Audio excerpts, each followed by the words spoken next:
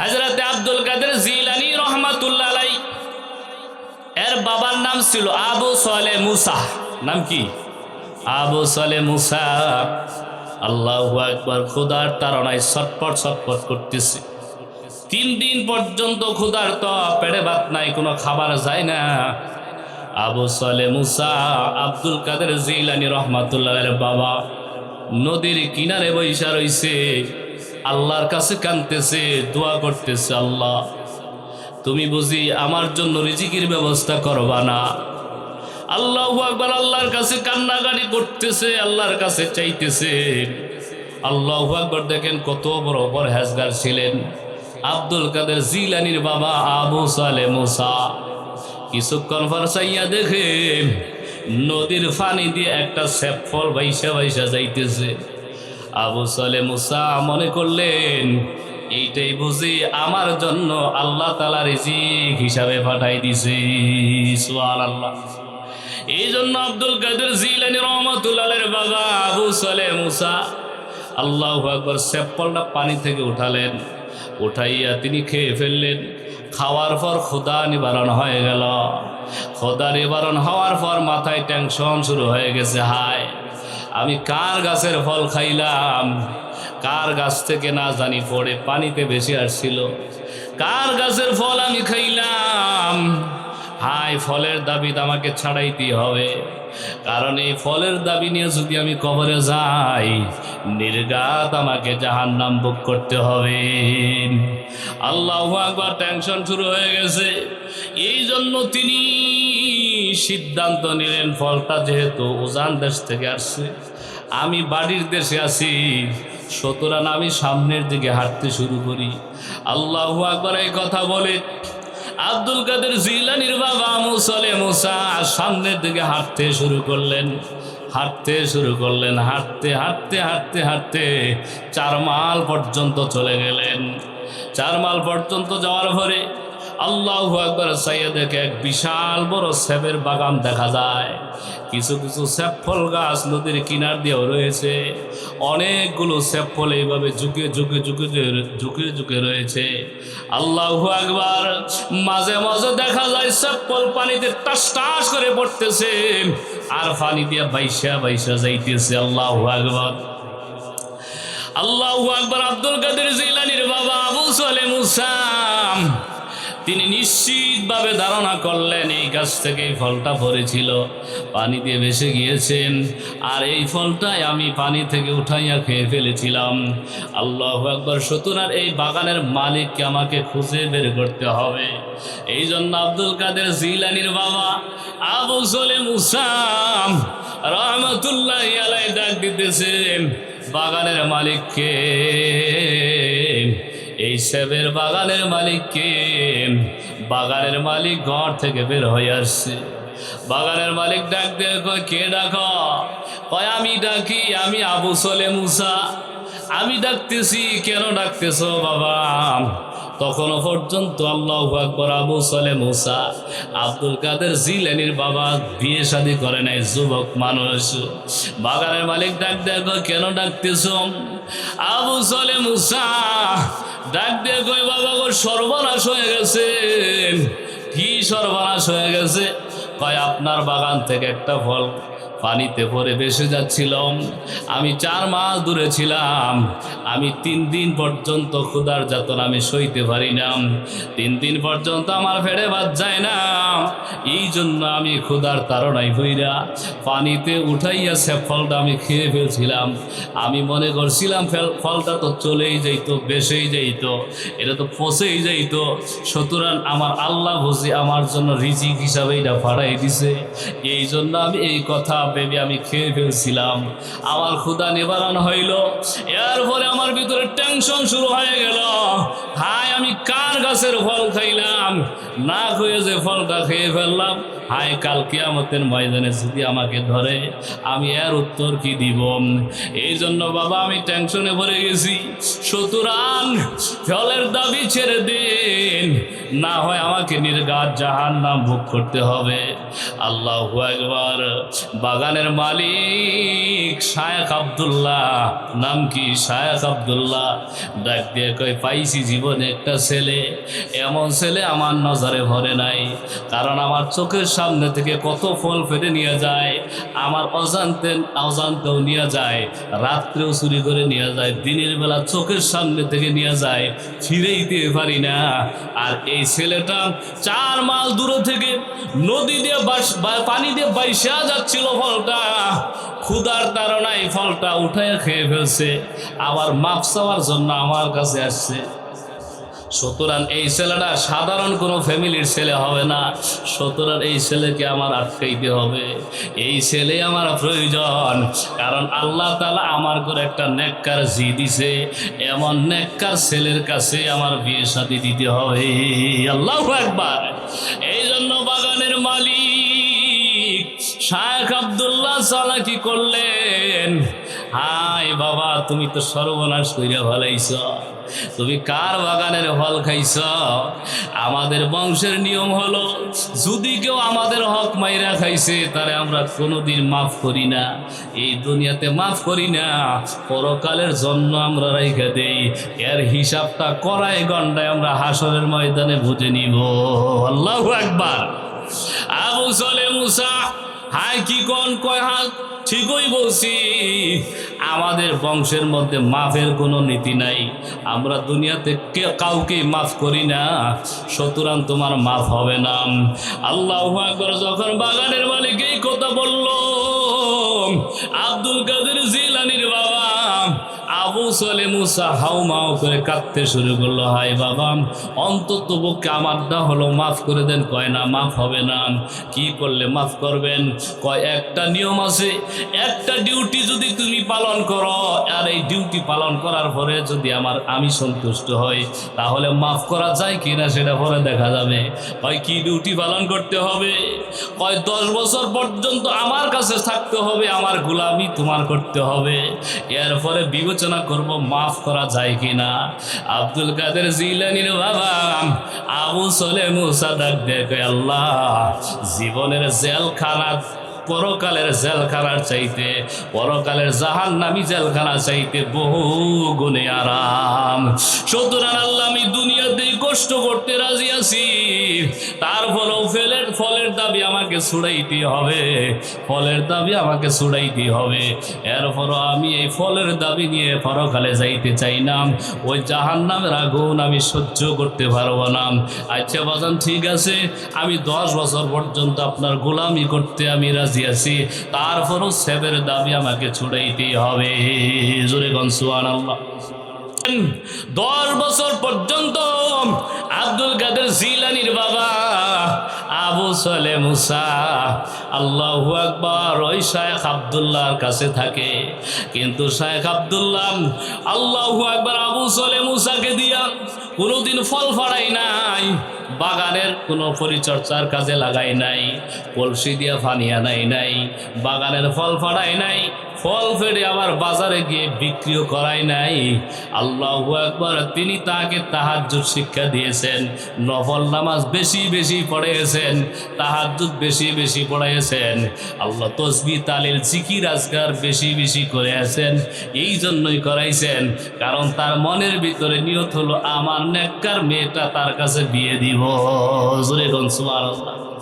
এই জন্য তিনি আল্লাহর ওলি হতে গেলে যতগুলো পথ অবলম্বন করা লাগে, আব্দুল কাদের জিলানীর বাবাকে আবু সালে মুসাকে সব কয়টা পথ তিনি দেখাইয়া দিয়েছেন। সুবহানাল্লাহ। 10 বছর পর্যন্ত তিনি আল্লাহু আকবার জিকির করেন, তসবিহ তাহলিল পাঠ করেন, তাহাজ্জুদের নামাজ পড়েন, নফল নামাজ পড়েন। 10 বছর যখন শেষ হলো, আবু সালে মুসা ডাক দেয়া হয়, ও বাবা গো, এখন বুঝি আমাকে মাফ করবেন না? আল্লাহু আকবার। আবু সালে মুসা বলতেছে, এখন বুঝি মাফ করবেন না? বাগানের মালিক শেখ আব্দুল্লাহ ডাক দিয়ে কয়, 10 বছর পরে যে মাফ করে দিব এটা তো আর আমি কই নাই। 10 বছর পরে যদি আমি সন্তুষ্ট হই তাহলে মাফ করব, নতুবা মাফ করব না। সুতরাং তোমার মাফ হবে না। তাহলে আপনি বুঝি সন্তুষ্ট হন নাই? কয় না, তোমাকে আরেকটা ডিউটি পালন করতে হবে। এই ডিউটিটা যদি তুমি পালন করো তাহলে তোমাকে মাফ করে দিব, নতুবা মাফ করব না। আল্লাহু আকবার। আব্দুল কাদের জিলানীর বাবা আবু সালে মুসা ডাক দিয়ে কয়, বাবা গো, আর কি ডিউটি তোমার পালন করতে হবে বলো? কয়, আমার ঘরে একটা কানা ল্যাংড়া লোলাম, কানে শুনে না, চোখে দেখে না, অন্ধ, আল্লাহু আকবার, পা দিয়ে হাঁটতে পারে না, একেবারে কালো কুরসি একটা মেয়ে আছে। এই মেয়েটা যদি তুমি বিয়ে করো তাহলে ফলের দাবি ছেড়ে দিব, নতুবা তোমার মাফ হবে না। আল্লাহু আকবার। আবু সালে মুসা আসমানের দিকে তাকায় তাকায় কান্দে, ডাক ডাক কয়, মাওলা, তুমি কি পরীক্ষায় ফেলাইলা? তুমি কোন পরীক্ষায় আমাকে ফেলে দিয়েছ? আল্লাহ গো, দুনিয়াতে বুঝি তুমি আমারে সুখ দিবা না? আল্লাহু আকবার। আবু সালে মুসা ডাক দিয়ে কয়, আচ্ছা বাজান, ঠিক আছে, আমি এটাও মেনে নিলাম, দুনিয়াতে আমার কোনো সুখ শান্তির দরকার নাই, আমি পরকালের সুখ চাই। তারপরও আমাকে ছেলের দাবি ছড়াইতেই হবে, আমাকে জান্নাতে যাইতে হবে, জাহান্নাম থেকে বাঁচতে হবে। আল্লাহু আকবার। আচ্ছা ঠিক আছে, আমি মেনে নিলাম, আপনার মেয়েকে আমি বিবাহ করব। আল্লাহু আকবার, আল্লাহু আকবার। আব্দুল কাদের জিলানী রহমাতুল্লাহের নানা শায়েখ আব্দুল্লাহ দেখ দেখ, তোমার কাছে টাকা পয়সা আসেনি? বিয়ে শাদি করবা যে তোমার কাছে টাকা পয়সা আসেনি? কয়, টাকা পয়সা পাবো কই থেকে? পেটের ভাত জোগাড় করার পয়সাটাও তো আমার কাছে নাই।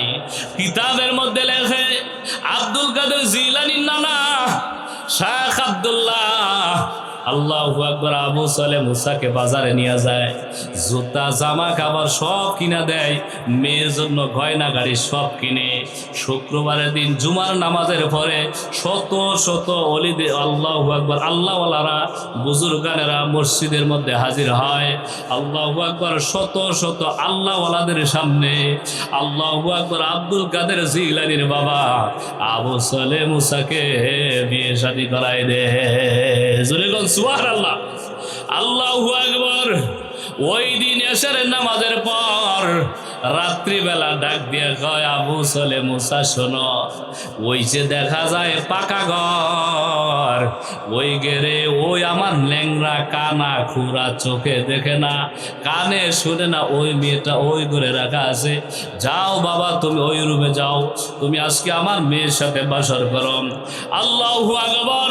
হযরত আব্দুল কাদের জিলানীর বাবা আবু সালে মুসা রুমের ভিতরে ঢুকলেন, ঢুইকা দেখে 14 তারিখের চাঁদের চাইতেও আরো সুন্দরী মেয়ে বাসর ঘরে বৈশা রইছে। জোরে কোন সুবহানাল্লাহ। দেখেন কত বড় পরহেজগার ছিলেন। এমন এক দৌড় দিছে, দৌড় দিয়ে রুম থেকে বের হয়ে আসছে, হাই সর্বনাশ, আমারে বুঝি অন্য রুমে ভুল করে ভাড়াই দিছে। এই জন্য আল্লাহু আকবার, আবু সালে মুসা ডাক দিয়ে কয়, আব্বাজান, আপনি তো ভুল করে ফেলছেন। কই, কি ভুল করলাম বাবা? আপনি বলছেন আপনার মেয়ে কানা খোরা, চোখে দেখে না, পায়ে হাঁটতে পারে না, কানে শুনে না, কালো কুরসি।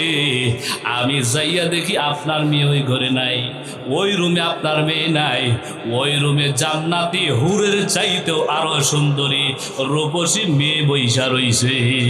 সুবহানাল্লাহ, আল্লাহু আকবার। আব্দুল কাদের জিলানী রহমাতুল্লাহের নানা শায়েখ আব্দুল্লাহ ডাক দেয়া কয়, আবু সালে মুসা, আমি ভুল করি নাই, আমি ভুল করি নাই, ওইটাই আমার মেয়ে, এইটাই তোমার জন্য বাজার ছিল।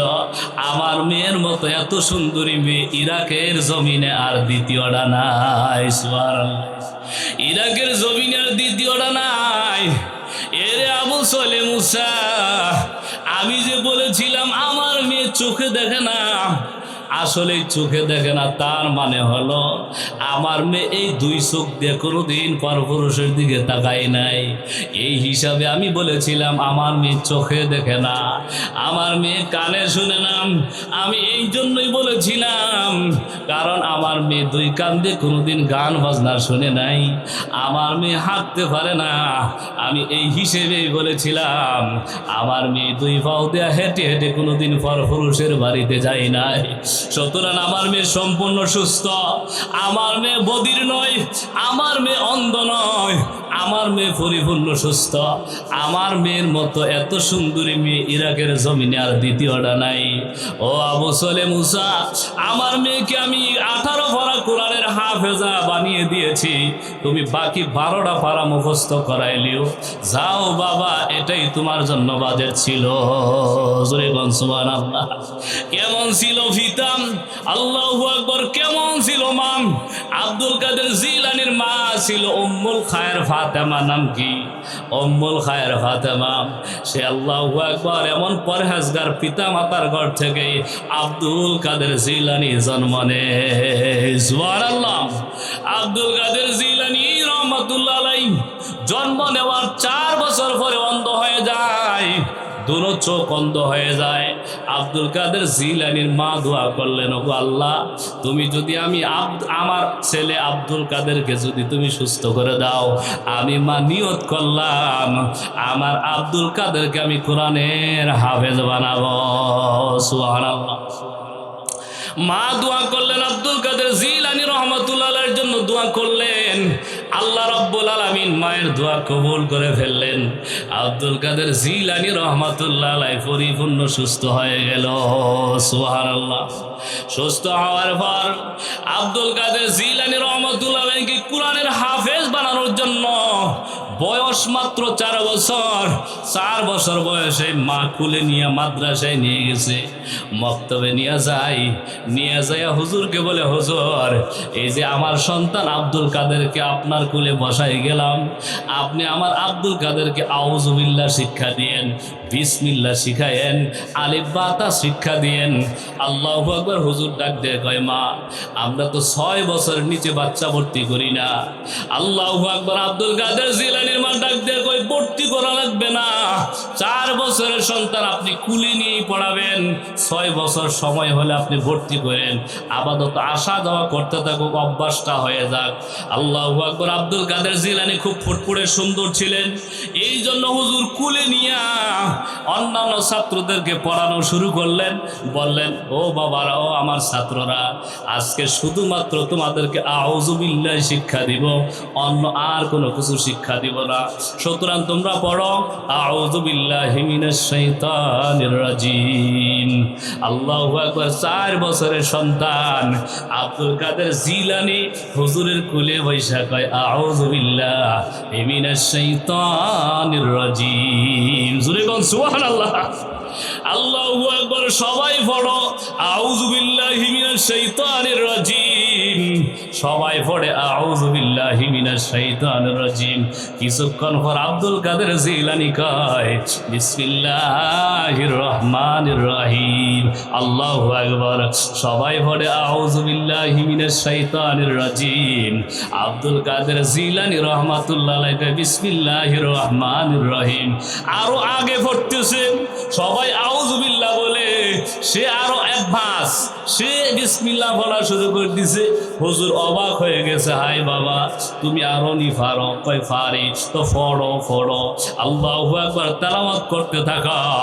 দেখা গেল তেলাওয়াত করতে হুজুরের কুলে বৈশাই আব্দুল কাদের জিলানী মাত্র 4 বছর বয়সে 18 পারা কোরআনে কারীম মুখস্থ শোনায়া দেয়। সুবহানাল্লাহ। হুজুর অবাক হয়ে গেছে, হাই, বয়স মাত্র 4 বছর, এই সন্তান তো আলিফ বা তা পড়ারও কথা না, এই 18 পারা কোরআনে কারীম মুখস্থ কিভাবে শোনাইল? এই জন্য হুজুর আশ্চর্য হয়ে আল্লাহু আকবার, আল্লাহু আকবার। আব্দুল কাদের জিলানীকে কুলে নিয়ে মায়ের কাছে রওনা হয়। ডাক দিয়ে কয়, মা, তুমি আব্দুল কাদেরকে দিয়েছো আমার কাছে আলিফ বা তাসা শেখানোর জন্য, আউযুবিল্লাহ বিসমিল্লাহ শেখানোর জন্য, কিন্তু তা না, আমি দেখলাম আব্দুল কাদের জিলানী আমার কুলে বৈশাই 18 পারা কোরআন মুখস্থ শোনাইয়া দিয়েছে। সুবহানাল্লাহ। এ মা, তোমার এই কলিজার টুকরা সন্তান মাত্র 4 বছর বয়সে 18 পারা কোরআনে কারিম কিভাবে মুখস্থ করলো আমি জানতে চাই। আমি বললাম আব্দুল কাদের আরো পড়ো, আরো পড়ো। আব্দুল কাদের কয় আমি আর একটা হরফ পড়তে জানি না। এই পর্যন্ত কিভাবে পড়লা, কিভাবে মুখস্থ করলা? কয় আমি সেটাও জানি না, আমার মায়ের কাছে আপনি জিজ্ঞাসা করেন। হুজুর ডাক দেয়া কয় রে মা, আমি তো বড় আশ্চর্য হইতেছি, 18 পারা কিভাবে এই বয়সে মুখস্থ করলো, আমার তো কোনো কিছু কোনোভাবে বুঝে আসতেছে না। আব্দুল কাদের জিলানীর মা উম্মুল খায়ের ফাতেমা ডাকতে কয় হুজুর, আমি কোরআনের 18 পারা কোরআনের হাফেজা ছিলাম। আমার আব্দুল কাদের যেদিন থেকে আমার এই পেটে এসেছে এমন কোন রাত নাই আমি 18 পারা কোরআনে কারিম পড়ি নাই। আল্লাহু আকবার। এমন কোন রাত যাই নাই যেই রাত্রে আমি 18 পারা কোরআনে কারিম তেলাওয়াত করি নাই।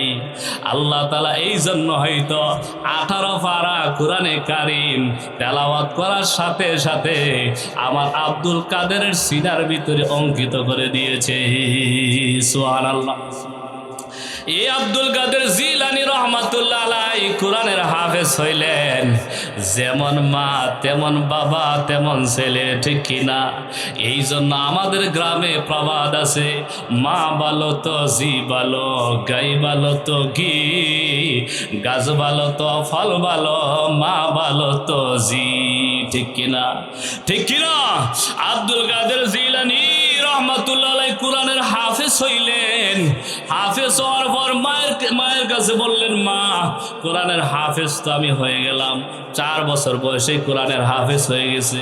ওই 18 পারা পর্যন্ত যে মুখস্থ শোনাই দিল, এর 1 সপ্তাহের মধ্যে 12 পারা মুখস্থ শোনাই দিয়ে। আল্লাহু আকবার। 4 বছরে কোরআনের হাফেজ হয়ে যায়। হাফেজ হওয়ার পর তার মনের ভিতরে অনুপ্রেরণা জাগলো যে আমি হাফেজ তো হইলাম, কোরআন তো আমি মুখস্থ করলাম, কিন্তু কোরআনের অনুবাদ তো আমি জানি না। আল্লাহু আকবার। এই জন্য আব্দুল কাদের জিলানী মায়ের কাছে আবেদন করলেন, মা আমি আলেম হতে চাই, কোরআনের অনুবাদ আমি বুঝতে চাই। আব্দুল কাদের জিলানী এই আবদার যখন জানাইলেন, আব্দুল কাদেরের মা বললেন, বাবা গো, আমাদের এই এলাকায় তো আলেম হওয়ার মতো কোনো ব্যবস্থা নাই, সুতরাং যদি আলেম হতে চাও তাহলে বাগদাদ শহরে তোমাকে যাইতে হবে। সেখানে একটা মাদ্রাসা আছে, মাদ্রাসার নাম নিজামিয়া। নাম কি? মাদ্রাসার নাম হলো নিজামিয়া। আল্লাহু আকবার। কেমনে তুমি যাইবা? এখান থেকে অনেক ব্যবসায়ী কাফেলা ওই বাগদাদ শহরে যায়, ওদের সাথে তোমাকেও দিয়ে দিব। আল্লাহু আকবার। 5 মিনিটের ভিতরে আলোচনা শেষ করে দিব। বাজান মনোযোগ সহকারে শুনেন। আল্লাহু আকবার। আব্দুল কাদের জিলানীর মা উম্মুল খায়ের ফাতেমা ব্যবসায়ী কাফেলা ঠিক করলেন, আব্দুল কাদের তোমাকে ব্যবসায়ী কাফেলার সাথে আমি দিয়ে দিব, তোমাকে নিয়ে ওইখানে নিয়ে ভর্তি করে দিবে। তুমি সেখানে কোরআন হাদিসের আল্লাহু আকবার অনুবাদ শিখবেন, তরজমা শিখবে, তাফসীর শিখবেন। এই জন্য আব্দুল কাদের জিলানীর মা উম্মুল খায়ের ফাতেমা ব্যবসায়ী কাফেলাকে ডাক দিলেন, বাবা তোমরা কোথায় যাবা? কয় আমরা তো বাগদাদে যাব। আমার ছোট্ট সন্তান আব্দুল কাদেরকেও তোমাদের সাথে নিয়ে যাব। আল্লাহু আকবার। ব্যবসায়ী কাফেলার সাথে আব্দুল কাদের জিলানীকে দিয়ে দিলেন। টাকা পয়সার কোনো ব্যবস্থা নাই। ইতিমধ্যে আব্দুল কাদের জিলানীর বাবা আবু সালেহ মুসা দুনিয়া থেকে বিদায় নেয়। আল্লাহু আকবার। মায়ের কাছে 40টা দিরহাম ছিল। এই দিরহামগুলো আব্দুল কাদের জিলানী রহমাতুল্লাহ আলাইহি পাঞ্জাবির এই বর্ডার দিয়া আল্লাহু আকবার ঢুকিয়ে সেলাই করে দিছে, আর 2টা উপদেশ দিয়ে দিছে। বাবা আমি মা হিসাবে 2টা উপদেশ তোমাকে দেই, এই 2টা উপদেশ তুমি মেনে চইল, যত বিপদ আপদ মুসিবত আসুক আল্লাহ তাআলা তোমাকে হেফাজত করবে। এক নাম্বার উপদেশ হলো তুমি আল্লাহর উপর পূর্ণ আস্থা বিশ্বাস রাখবা।